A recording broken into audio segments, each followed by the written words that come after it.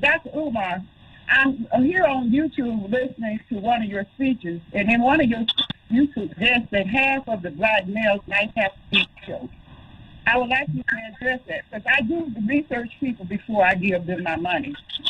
Can you address that speech? Do you remember that speech that you made about half of them will have to be killed? Okay, let me... What year was that, Marcia? I'm just curious. Do you remember the year? Yeah, his speech is on YouTube. Let me see. Okay. He said that half of our black boys will have to be killed. It's out of your mouth. I don't know whether they did a voiceover, but it sounds like you. And I absolutely would tell people to research people before you hand out your money. And Leonard Honor, he was another person that had that same speech on his page on YouTube.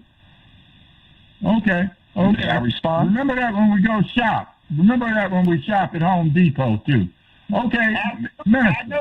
I'm sorry, DrUmarJohnson.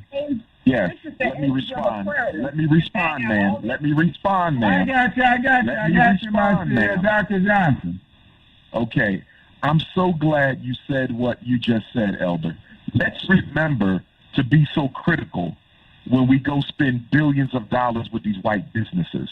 Let's remember to be so critical when we go and spend billions of dollars with these Arab businesses in Michigan. Let's remember to be so critical when we give our money to the Chinese and to the East Indians. Let's be just as critical about that. Let me respond to what she said quickly. I gave a lecture a few years ago, and what I said was, we will be able to save most of our youth. We will be able to get most of our young men off of the corner. But I said also, speaking as a therapist and a doctor of clinical psychology and a certified school psychologist and a certified school principal, I also know that some of our young people are so far gone that you will not be able to save them. And I stand by what I said. I did not say that we should kill half the black boys. I said that in our effort to take back the streets, we may have to put down some of our children. That's what I said, and I stand by what I said, because anybody who doesn't recognize that we have an element within our community that cannot be rehabilitated is not dealing in reality. There it is. There it is. I get that. When I look at some of the babies being gunned down and run over by fools' feet on the gas pedal, guns in hand, there are some folks that we may not be able to stage interventions with. I'm just saying conditions dictate our behavior and how we respond to friends and enemies within our own community. I said that. Dr. Umar didn't say that. I said it. You don't like where we're going in here, like I said, get the hell off this particular dial. Go on to a hater station.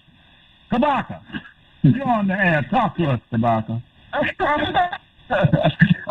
Greetings. Hooked up, everybody. Love the show.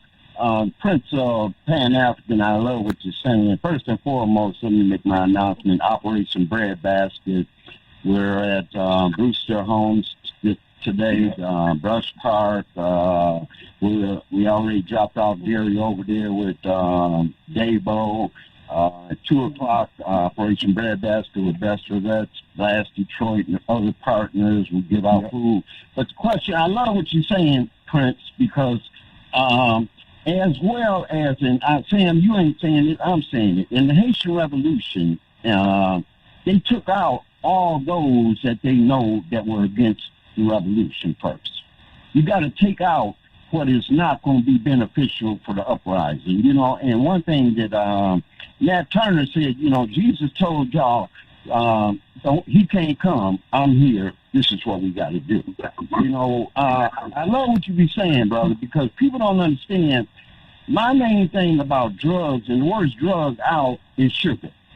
And when you go ahead and be giving our babies all this sugar cereal in the morning, what do you think it's doing to the brain? You know, I'm more of a holistic approach. And when you put our children on Ritalin, you're setting them up to be a dope fiend in the future. That is what is going on with this. You know, Joanja Kajufu talked about the destruction to destroy the black babies, the black boys in more particular. Keep doing what you're doing, bro. I'll see you tomorrow. All right. And thank you for your service, Kabaka. Thank you. Whenever I hear Kabaka, I know that's a strong black man doing the work. When we go back to take over the community, because we're going to have to do it, gentlemen, you can't expect the cops to fix this because they started it. But I want to be clear, and I know some of us love our children, but some of our children are so far gone that we're going to have to put some of them to sleep in order to take back the neighborhood. Some of y'all don't want to hear that because you don't live in reality. But I'm telling you, as a psychologist, I'm not going to be able to psychologize all of them on the corner. Some of them going to sleep for good.